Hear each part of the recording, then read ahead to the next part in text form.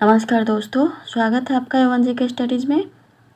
आज की वीडियो में हम लेकर आए हैं हिंदी के टॉप 20 क्वेश्चन आंसर जो परीक्षा में हमेशा पूछे जाते हैं।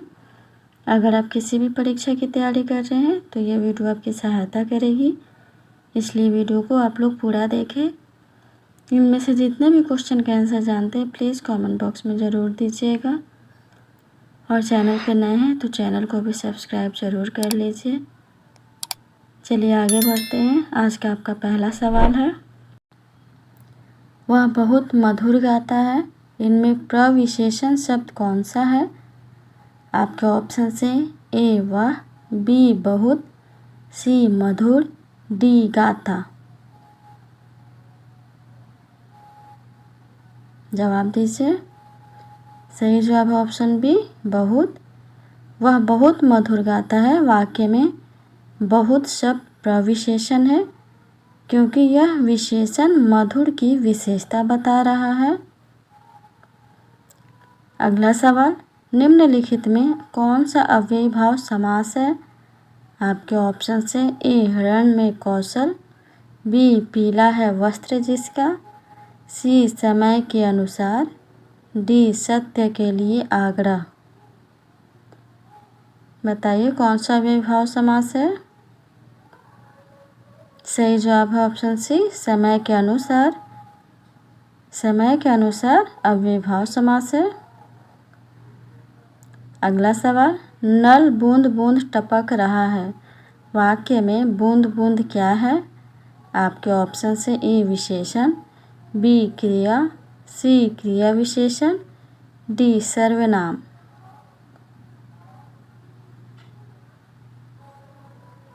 सही जवाब ऑप्शन सी क्रिया विशेषण।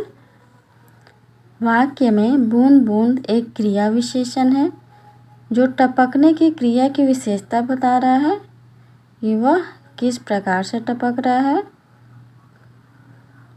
अगला सवाल, निम्नलिखित में किस वाक्य में द्विकर्मक क्रिया नहीं है?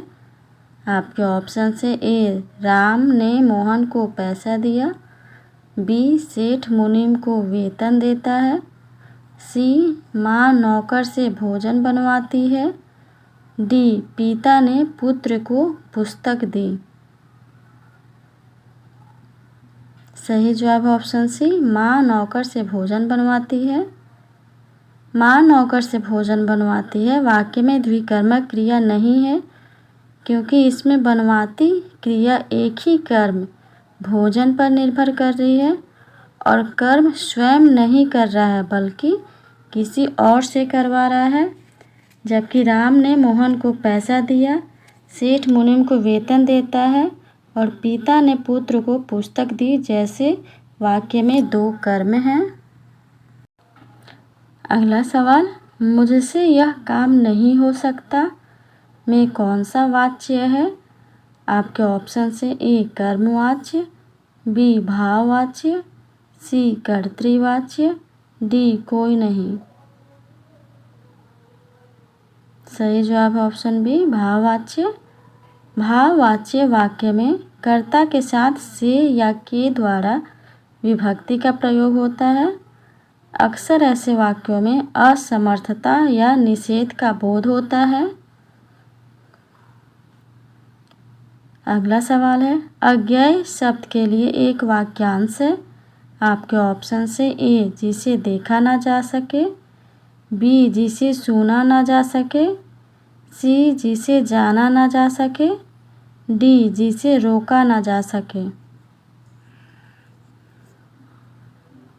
सही जवाब ऑप्शन सी जिसे जाना ना जा सके। अज्ञेय शब्द के लिए वाक्यांश है जिसे जाना ना जा सके। अगला सवाल, वह कवि जो तत्काल कविता करने में कुशल हो। आपके ऑप्शन से ए सुकवि, बी महाकवि, सी राजकवि, डी आशु कवि। सही जवाब ऑप्शन डी आशु कवि। वह कवि जो तत्काल कविता करने में कुशल हो उसे आशु कवि कहते हैं। अगला सवाल, निम्न में से संयुक्त वाक्य कौन सा है? आपके ऑप्शन हैं ए काम समाप्त करो और जाओ, बी उसने गलत काम करके अपयश कमाया। सी यदि काम पूरा करोगे तो जुर्माना नहीं होगा। डी पानी न बरसने पर सूखा पड़ जाएगा। जवाब दीजिए। सही जवाब है ऑप्शन ए, काम समाप्त करो और जाओ।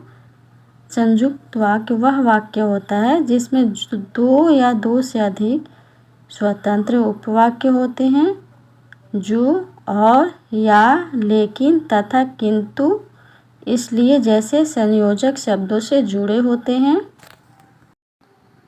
अगला सवाल, विपुल का पर्यायवाची शब्द कौन सा है? आपके ऑप्शन से ए बहुत, बी समान, सी कम, डी छोटा। बताइए। सही जवाब है ऑप्शन ए बहुत। विपुल का पर्यायवाची शब्द बहुत है। अगला सवाल, आदर्शिका का तद्भव रूप क्या है? आदर्शिका का तद्भव रूप क्या है? आपके ऑप्शन से ए अदरक, बी आदर्श, सी आँच, डी आरसी। सही जवाब ऑप्शन डी आरसी। आदर्शिका का तद्भव रूप आरसी है। अगला सवाल है, हिंदी में अनुनासिक व्यंजनों की संख्या कितनी है?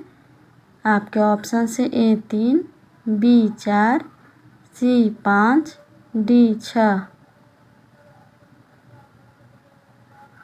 सही जवाब ऑप्शन सी 5। हिंदी में अनुनासिक व्यंजनों या नासिक के व्यंजन की संख्या 5 है। अंग, इया, टवर्गीय न और म। अगला सवाल, इनमें से शुद्ध शब्द कौन सा है? जवाब दीजिए। सही जवाब है ऑप्शन बी संपूर्ण। संपूर्ण शब्द शुद्ध शब्द है। अगला सवाल, चिरायु शब्द में प्रयुक्त उपसर्ग है। आपके ऑप्शन से ए ची, बी चीर, सी यू, डी आयु। सही जवाब ऑप्शन बी चीर। चिरायु शब्द में चीर उपसर्ग है। अगला सवाल, मोहन श्याम से तेज है में कौन सा कारक है? आपके ऑप्शन से ए करण, बी आपादान, सी संप्रदान, डी अधिकरण। सही जवाब है ऑप्शन बी आपादान। मोहन श्याम से तेज है में आपादान कारक है क्योंकि यहाँ तुलना हो रही है। अगला सवाल, वाक्य के घटक होते हैं।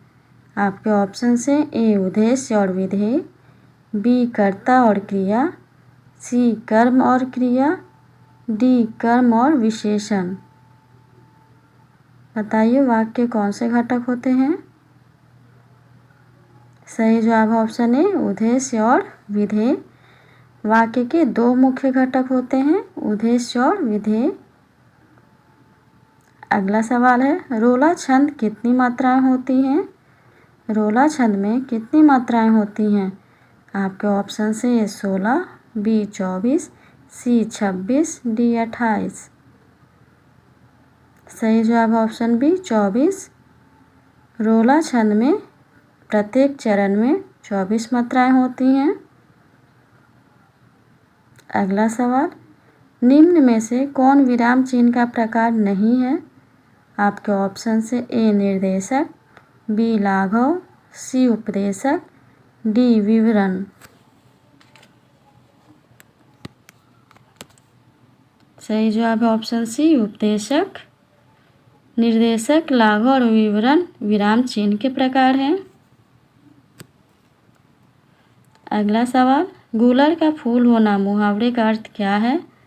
आपके ऑप्शन से ए फूल की तरह खिलना, बी अति प्रसन्न होना, सी दुर्लभ होना, डी सुगंधित होना। बताइए गुलर का फूल होना मुहावरे का अर्थ क्या है? सही जवाब ऑप्शन सी दुर्लभ होना। गुलर का फूल होना मुहावरे का अर्थ है दुर्लभ होना। अगला सवाल, काजू शब्द का संबंध किस भाषा से है?